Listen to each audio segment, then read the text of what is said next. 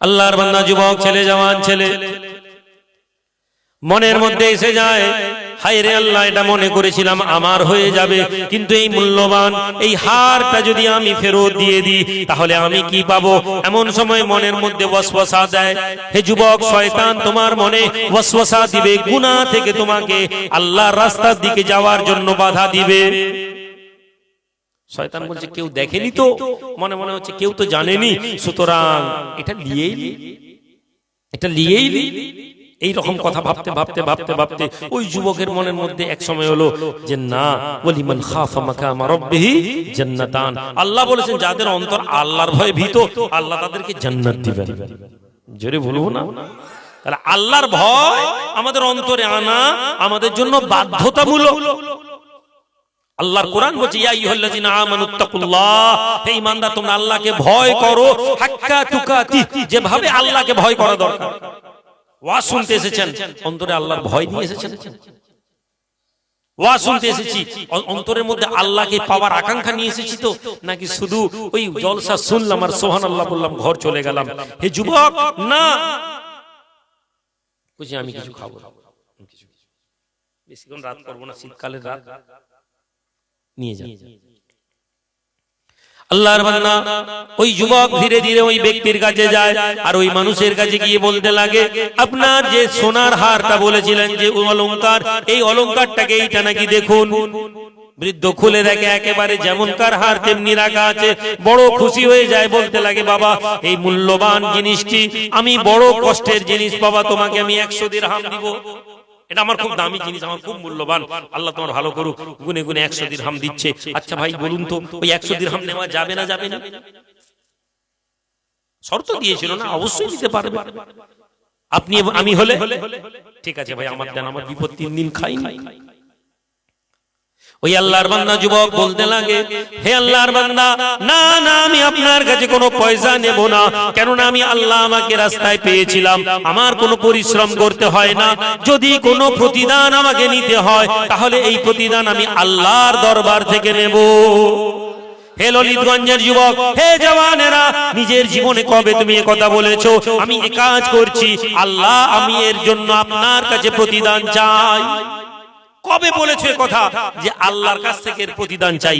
কবে বলেছো একবার বলো দেখি, কবে বলেছো? হে যুবক, মনে করো যে আল্লাহ এর ইজ্জত আপনি যা দিয়েছেন এর প্রতিদান আপনার কাছ থেকে নিব না। আমরা বলতে পারিনি, আমরা কোনো কাজ করলে বলি আমার কি লাভ, কি পাবো? আমরা মুসলমান, नाम तो रख दिया तुमने अब्दुर रहीम और कलाम, नाम तो रख दिया तुमने अब्दुर रहीम और कलाम, लेकिन काम तो वो कर गए जो मुनाफिक भी नहीं करता था। কবি বলছেন যে নাম তো বড় বড় রেখেছো, কিন্তু কাজ এমন করো যে আল্লাহর নবী যেমন মুনাফিকরা এত খারাপ কাজ করেনি। আজ মুসলমান প্রত্যেকটা কাজের পিছনে আমরা বলি আমাদের কি লাভ, আল্লাহর জন্য কোনো কাজ করিনি, আল্লাহর জন্য কোনো আমল করিনি। অথচ কবি বলছেন হাল্লাকা সিররুন ইনদাল্লাহ বাইনাকা আনতা ওয়া বাইনাল্লাহ। হে আল্লাহর বান্দা, আল্লাহর বান্দা তুমি কি জানো? কবি জিজ্ঞেস করছেন হাল্লাকা সিররুন ইনদাল্লাহ, আল্লাহর দরবারে কি তোমার কোনো লুকানো কাজ আছে? বাইনাকা আনতা ওয়া বাইনাল্লাহ, আল্লাহ এবং তোমার মাঝে এমন কোন আমল কি তুমি করে রেখেছো? তুমি কি এমন কোন আমল করেছো যে আমলের কাজ তুমি মনে করো আল্লাহ আমাকে প্রতিদান দিবেন? হাল্লাকা সাদাকাতুন তুখফা লা ইয়ালামুহা ইল্লাল্লাহ, এমন কি কোন আমল আছে তোমার কাছে, এমন কি কোন কাজ আছে তোমার কাছে যে আল্লাহ ছাড়া আর কেউ জানে না? লুকায়িত কোনো কাজ তুমি করেছো। এই যুবক বলতে লাগে, হে আল্লাহর বান্দা, আমি তো রাস্তায় পেয়েছিলাম আপনাকে দিয়েছি, এর বদলে 100 দিরহাম আমি আপনার নিতে পারি না, শুধুমাত্র যদি এর প্রতিদান কিছু দেন আমি আল্লাহর কাছে আশা করি। বলে যুবকটি চলে গেল। এমন সময় রাতের বেলা 3 দিন খাবার নিয়ে এক বন্ধুর বাড়িতে গিয়ে বলছে, ভাই কিছু খাবার দিবে, আমি বড় মুসিবতে আছি, 3 দিন খাইনি। বন্ধু বলে হ্যাঁ খাও। তারপর বললো দেখো তুমি বাগদাদে থেকো না, এখানে অনেক আলেম ওলামা আছে, তোমার পড়াশোনা করেছো, তুমি উমুক শহরে বেরিয়ে যাও, কিছু পয়সা দিচ্ছি, জাহাজে করে চলে যাও, তুমি ওখানে গিয়ে মসজিদ টসজিদ দেখো এবং সেখানে তুমি চাকরি টাকরি করো। নৌকায় উঠে গেছে, নৌকা দিয়ে যেতে যেতে মাছ সমুদ্রে ঝড় উঠেছে, মাছ সমুদ্রে ঝড়, এমন ঝড় এমন ঝড় এমন ঝড় যে নৌকা এই ভাঙে সেই ভাঙে, এমন অবস্থা হয়ে গেছে যে কোনো বাহানা নেই, নৌকা ভেঙে চুরমার হয়ে গেছে, যুবক ছেলে বেহুশ হয়ে গেছে। যখন হোঁশ ফিরেছে দেখছে কিছু জেলে তাকে নিয়ে এসে একটা এলাকায় রেখেছে, উঠে দেখে কোনো এলাকায় কাউকে চেনে না, অসুস্থ, কিছুদিন তাকে সুস্থতা করলো, মসজিদে তাকে রাখলো এবং মসজিদে সুস্থ হয়ে সে দেখলো যে এখানে ভালো কেউ নামাজ পড়ানো, সে নামাজ পড়াতো। একদিন কোরআন শরীফের কিছু পাতায় লেখাগুলো এলোমেলো ছিল, তখনকার জামানায় আঙুলে কলমে লেখা হতো, সেই কলমে কোরআনের কিছু আয়াত লিখছে, গ্রামের লোক দেখে অবাক হয়ে গেছে, আরে আপনার হাতের লেখা তো বড় ভালো। যুবক ছেলে বলছে আপনি আমাদের গ্রামে কিছুদিন থেকে যান, এখানেই আপনি ইমামতি করুন, আমাদের ছেলেকে পড়ান। যুবক দেখলো তার কেউ নেই, মা নেই, বাপ নেই, রাস্তায় বেরিয়েছিল, সফরে মঞ্জিল যেতে পারে না, পয়সাও নেই, ঠিক আছে। আল্লাহর বান্দা ওই যুবক ওই গ্রামের মসজিদে দাঁড়িয়ে আর নামাজ পড়ায়, ছাত্রদেরকে পড়ায়, ইমামতি করে আর ছেলেদেরকে কোরআন শিক্ষা দিতে থাকে। এভাবে কিছুদিন হওয়ার পরে এলাকার লোক তাকে কিছু হাদিয়া দেয়, এলাকার লোক তাকে কিছু নজরানা দেয়, এইভাবে ধীরে ধীরে ধীরে ধীরে তার কাছে কিছু পয়সা জমা হয়ে যায়। ধীরে ধীরে সময় ফিরতে থাকে, মানুষজন দেখে যে যুবক ছেলে ভালো আখলাক চরিত্র। এমন সময় বলে ইমাম সাহেব আপনার তো আল্লাহ তো দুটি পয়সা গ্রাম থেকে আপনি পাচ্ছেন, তাহলে আপনি তো অবিবাহিত কুমার ছেলে, তাহলে আপনি একটা বিয়ে করে নিন না। যুবক বললো দেখুন আমার তো কোনো মুরব্বি নেই, তাহলে আপনারাই আমাকে দেখুন। তখন গ্রামের লোক বলে শুনুন আমাদের গ্রামে একটা বড় ভালো আল্লাহওয়ালা মেয়ে আছে, নেক মেয়ে আছে, আর ওই মেয়েটি কিন্তু এতিম, ওর বাপ নেই মা নেই। যুবকের মনের মধ্যে কেমন একটা হলো, এতিম মেয়েকে বিয়ে করব। প্রত্যেক ছেলে মনে করে শ্বশুর বাড়িতে একটু পয়সা থাকবে, ঘর থাকবে, শ্বশুর বাড়িতে যাব, আদর হবে, খিদমত হবে। লোকেরা বললো দেখুন এই মেয়ের কেউ নেই, তবে এই মেয়ের বাপের একটা ছোট্ট বাড়ি আছে, এই বাড়িটা কিন্তু আপনি পেয়ে যাবেন, যেহেতু ওয়ারিসে তার কেউ নেই। যুবক বলতে লাগলো আপনার আমার মুরব্বি, যদি ভালো মনে করেন দেন। দেখেন যুবকের চরিত্রের মধ্যে যেটা বোঝা যাচ্ছে যে আল্লাহর উপর তাওয়াক্কুল করে নিজেকে এগিয়ে নিয়ে যাচ্ছে। হে যুবক, ব্রেন যদি তুমি খাটাও তুমি কামিয়াব হতেও পারো, ব্যর্থ হতেও পারো। তুমি আল্লাহর উপর তাওয়াক্কুল করে নিজের জীবনকে এগাও। তুমি একটা ছোট্ট কাজ করছো, তোমার এই কাজ 5 বছর 10 বছর তোমার মনে হচ্ছে যে এই কাজে কোনো সফলতা নেই, না না, তুমি যদি স্যাটিসফাইড হও, তুমি যদি সন্তুষ্ট হও, আমি সকালবেলা ঘর থেকে বেরোই, আমি মাঠে গিয়ে কোদাল দিয়ে আমি মাঠ আল কাটি, আমি ধান চাষ করি, আমি আলু চাষ করি, আমি পটল চাষ করি, আমি সন্ধ্যাবেলা ফিরে আসি, আমার বিবি আমাকে অভিযোগ করে না, আমার বিবি আমাকে বলে না যে ভাই তোমার আমাদের ঘরে খাবার নেই, আমার বিবি অভিযোগ করে না, আমার ছেলে আমাকে অভিযোগ করে না। তুমি জীবনে তোমার চেয়ে সুখী লোক নেই। তুমি সারাদিন মিথ্যা কথা বলতে হয় না তোমাকে, তুমি ব্যবসা করো, যা হয় লোক এসে তোমার মাঠ থেকে তোমার সবজি কিনে নিয়ে যায়, আলহামদুলিল্লাহ, খেয়ে পরে তোমার ঘরে কোনো অসুবিধা হয় না, খেয়ে পরে তোমার বাড়িতে কোনো সমস্যা থাকে না, খেয়ে পরে তোমার বাড়িতে কোনো অভাব থাকে না, তোমার ঘরে কোনো চিন্তা থাকে না। এমন নয় যে তোমার ধার হয়ে গেছে। পাশেই একটা ছেলে 3 তলা পাকা বাড়ি বানিয়েছে, সুন্দর, সকালবেলা গাড়িতে করে মোটরসাইকেল নিয়ে বেরোয়, সুন্দর পরিপাটি করে জামা, কিন্তু তুমি জানো কি ওর ব্যাংকে 20 লাখ টাকা দেনা আছে, 20 লাখ টাকা লোন আছে, ও রাতের বেলা ঘুমাতে গেলে 25 তারিখ হলো টেনশন শুরু হয়ে যায়, 1 তারিখে 20,000 টাকা কিস্তি দিতে হবে, ওর জীবনে কোনো মূল্য নেই। এই যুবক, তোমার এই মাটির বাড়ি, কিন্তু তোমার ঘরে সন্ধ্যাবেলা ছেলে মেয়েদেরকে নিয়ে যখন হাসছো আর কথা বলছো, তুমি জেনে নাও তুমি সুখী আছো। পশ্চিম মেদিনীপুরের যুবক, আমি তোমাদের আবার বলছি, তোমরা যদি আধুনিক হতে চাও তোমরা ধ্বংস হয়ে যাবে। আধুনিক বলতে আমি কি বোঝাতে চেয়েছি? আধুনিক বলতে তোমার বাড়িতে যদি একটা এসি এসে যায়, তোমার মোটরসাইকেল যদি এসে যায়, তোমার ঘরে যদি ফ্রিজ এসে যায়, তোমার ঘরে যদি মনে হয় যে এই আলু পোস্ত ভালো নয়, ওই বাজার থেকে একটু পিজা নিয়ে আয়, তো যেদিন তুমি এই আধুনিক হবে সেদিন তোমার জীবনে অশান্তি আসবে। তুমি নবীর হাদিস অনুযায়ী তুমি দেখো, আল্লাহর নবীকে বলা হলো ইয়া রাসূলুল্লাহ সুখী কে? আচ্ছা, আপনারা এখানে কে কে নিজেকে সুখী মনে করেন? একটু হাত তুলেন তো, জোর করে হাত তুলবেন না, মানে নিজের জীবনের উপরে সন্তুষ্ট আছেন এমন কে কে আছেন? একটু হাত তুলেন। সত্যি, হ্যাঁ আলহামদুলিল্লাহ, এমন নয়, বেশিরভাগ লোক আমরা কিন্তু হাত তুলিনি, আলহামদুলিল্লাহ। এই যে সত্যভাবে হাত তুলেননি, এটা ভালো জিনিস। আমরা কিন্তু সুখী না, কেন বলুন তো? আমার স্বপ্ন আছে আমার একটা বড় গাড়ি হতো, আমার যুবক ছেলে স্বপ্ন আছে আমার একটা 3 তলা পাকা বাড়ি হতো। তুমি সুখী না। হে যুবক, নবীজিকে প্রশ্ন করা হলো, ইয়া রাসূলুল্লাহ সুখী কে? একজন লোক কি করে ভাববে, আমি বুঝবো কি করে আমি সুখী? আল্লাহ নবী রাহমাতুল লিল আলামিন বলেন, হে আল্লাহর বান্দা, যুবকেরা, জওয়ানেরা, রাসূলুল্লাহ সুখের ডেফিনেশন দিচ্ছেন। এই পর্দার আড়ালে প্রতিটি মেয়ে যেন এটা জেনে নেয়, প্রতিটি স্ত্রী যেন এটা শুনে নেয় যে আল্লাহর নবী সুখ কাকে বলেন। আল্লাহর নবী বলছেন, ওই ব্যক্তি সুখী, ওই বিবি সুখী, ওই স্বামী সুখী, ওই ছেলে মেয়ে সুখী, যে সন্ধ্যে বেলা রাতের বেলা বাড়ি আসে সন্তান সন্ততিকে নিয়ে রাতের খানাটা পেট ভরে খেতে পায়। আল্লাহর নবী বলছেন, দুনিয়ায় সবচেয়ে বড় সুখী মানুষ ওই ব্যক্তি। এবার বলেন, রাতের বেলা কে কে খেতে পাননি পেট ভরে? হাত তুলে দেখান যে হুজুর আমার ঘরে রাতের বেলা খাবার থাকে না। সকলে পাই। তাহলে নবীর কথা অনুযায়ী আমরা প্রত্যেকে সুখী আলহামদুলিল্লাহ বলি, কিন্তু আমরা সুখ কোথায় নিয়ে এসেছি? আমরা ঘরে এসি লাগানোতে সুখ এনেছি, আমরা বাড়িতে ফ্রিজ বসানোতে সুখ মনে করেছি, আমরা সুখ মনে করেছি ঘরের মধ্যে মেঝে বসানো, টাইলস বসানোটাকে সুখ মনে করেছি, আমরা ছাদ দেওয়াটাকে সুখ মনে করেছি। আর এটা দিতে পারিনি বলে আমাদের মনে হচ্ছে আমরা সুখী না। আল্লাহ যদি আপনাকে তৌফিক দেয়, আপনি 10 তলা বাড়ি করুন, কিন্তু যেখানে আছেন আপনি ওখান থেকে নিজেকে সন্তুষ্ট করুন যে না আলহামদুলিল্লাহ আমার বাড়িতে খাওয়ার অভাব নেই।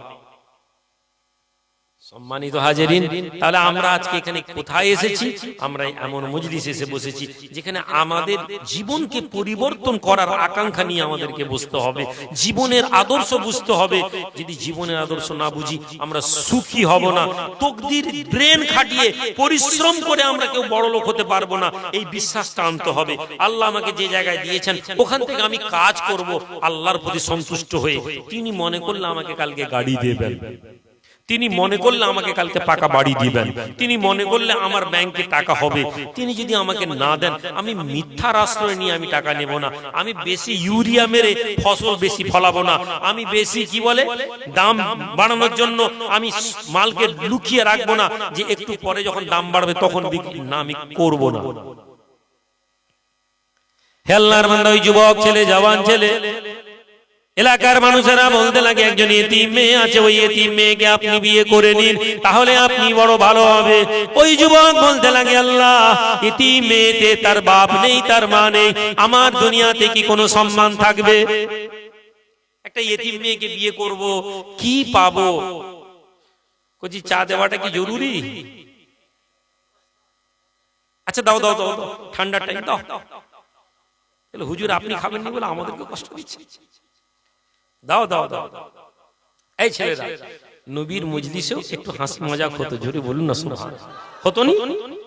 আমরা মনে করছি ইসলাম মানে মনে খুব কঠিন বিষয়, ইসলাম মানে সব সময় মনে হয় হাতে তাসবিহ নিয়ে বসে থাকার নাম। না না, নবীজি সাহাবারা যখন নিজেদের মধ্যে হাসি মজাক করতেন, শুনলে জান ঠান্ডা হয়ে যাবে, শুনলে মজা লেগে যাবে, আনন্দ লাগবে। নবীজি বসে আছেন, সাহাবারা বসে আছেন, আল্লাহ নবী খাচ্ছেন কি খেজুর, খেজুর খাচ্ছেন, সাহাবারাও খেজুর খাচ্ছেন। খেতে খেতে খেতে খেতে একজন সাহাবী এসেছেন, চোখে জয় বাংলা হয়েছে। জয় বাংলা বলে না, চোখ উঠে যায় বাংলা আমরা বলি। কি গো শরবত খেলো না চা খেলে? এই কমিটির ছেলে, এই ছেলে, চা ঠান্ডা না গরম?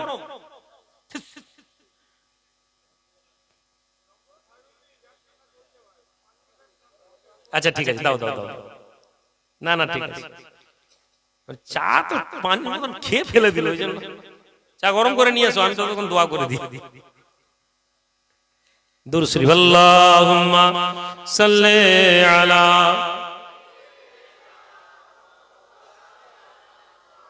ওয়া আলা আলি।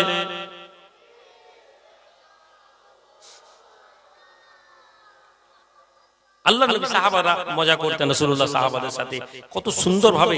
একটু এই হাদিসটা যদি আপনারা শুনেন ভালো লাগবে। নবীজি বসে আছেন, একটা লোক বাংলা চোখ জয় বাংলা হয়েছে এসেছে।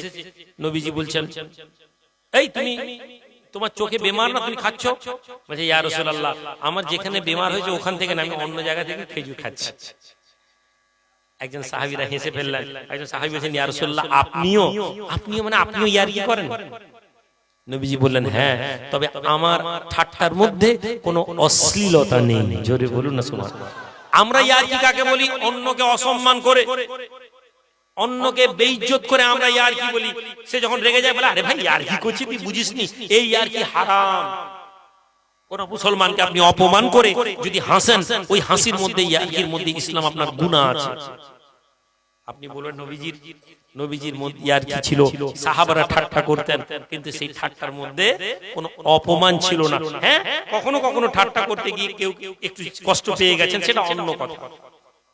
একজন সাহাবী, একজন বেদুইন এসেছে, এসে বলছে আল্লাহর নবী কোথায়? সাহাবারা বললেন যে ওই মসজিদের ভিতরে বেদুইন সুন্দর একটা উটকে রেখেছে। এমন সময় সাহাবাদের মধ্যে একজন সাহাবী ছিলেন, ওই সাহাবী একটু মজা করতেন সব সময়, সুবহানাল্লাহ বলবেন না, একটু ইয়ারকি করতেন, এমন ইয়ারকি, এমন ঠাট্টা। নবীজি উনাকে ভালোবাসতেন, জোরে বলুন না সুবহানাল্লাহ। তাহলে যদি কোনো ছেলে ঠাট্টা ইয়ারকি করে, তাকে আপনারা যেন খারাপ ভাববেন না। হ্যাঁ, কোনো অশ্লীলতা নেই। এমন সময় সাহাবীরা বলতে লাগলেন, এই নরমান, উটের গোশত খাওয়ার খুব ইচ্ছা হচ্ছে। অসুবিধা কি, উট আছে, জবাই করে দাও। কার উট? মদিনার গ্রামের লোকের এসে উট জবাই করে, উট জবাই করে দিয়েছেন। উট জবাই করে দেওয়ার ফলে কি করেছেন না, উট জবাই করে দিয়েছেন। করে এবার বেদুইন বাইরে বেরিয়ে দেখে তার উট মরে পড়ে আছে। সে চিৎকার দিয়ে চিল্লাচিল্লি করেছে, দিয়ে নরমান রাদিয়াল্লাহু তাআলা আনহু হাওয়া চলে গেছেন অন্য জায়গায়। আল্লাহর নবী বেরিয়েছেন, কি ব্যাপার, আমার উটকে কে জবাই করে দিয়েছে? আল্লাহ সাহাবারা বলছেন, রাসূলুল্লাহ, নোমান উটকে এ করে দিয়েছে, উট জবাই করে দিয়েছে। আল্লাহর নবী ওই বেদুইনকে ডাকলেন, শোনো, তোমার এই উটের দাম কি? বলে এই। আল্লাহর নবী তার চেয়ে বেশি দামের একটা উট দিলেন, বলেন আচ্ছা এই উটটা যদি তোমাকে দিই, সে তো খুশি। আপনি ধরুন একটা পুরনো স্কুটার ধাক্কা মেরে দিয়েছে কেউ আপনার, দিয়ে তার বদলে যদি আপনাকে একটা স্প্লেন্ডার দেয়, আপনি খুশি হবেন না হবেন না? নবীজি ওই উটের থেকে বেশি দাম আবার কিছু হাদিয়াটা দিয়ে দিলেন, খুশি তো? ইয়া রাসূলুল্লাহ, ঠিক আছে, মনে দুঃখ নেই না? আচ্ছা যাও। সাহাবাদেরকে বলে, এই নোমান কই? সাহাবারা বলেন, ইয়া রাসূলুল্লাহ, ইশারা করে আঙ্গুল দিয়ে দেখাচ্ছেন একটা খেজুর গাদা আছে, আমাদের এখানে যেমন ধানের গাদা থাকে, আরবদের তো খেজুর গাছ, খেজুর গাদার মধ্যে নোমান লুকিয়ে বসে আছে, আঙ্গুল দিয়ে দেখেছি, মুখে আওয়াজ করেনি। আল্লাহ নবী কি খেজুরের গাদা সরাচ্ছেন, নোমান বেরিয়ে এসো। নোমান রাদিয়াল্লাহু তাআলা মুখে ধুলা, আল্লাহ নবী নিজের হাত মুবারক দিয়ে ধুলা ঝাড়ছেন আর বলছেন, এই তুমি জবাই করলে কেন? কে বলেছে তোমাকে উট জবাই করতে? বলে, ইয়া রাসূলুল্লাহ, যারা আপনাকে দেখিয়ে দিয়েছে আমি এখানে লুকিয়ে আছি, তারাই আমাকে বলেছে উট জবাই করতে। সুবহানাল্লাহ, কত আনন্দ লাগছে না?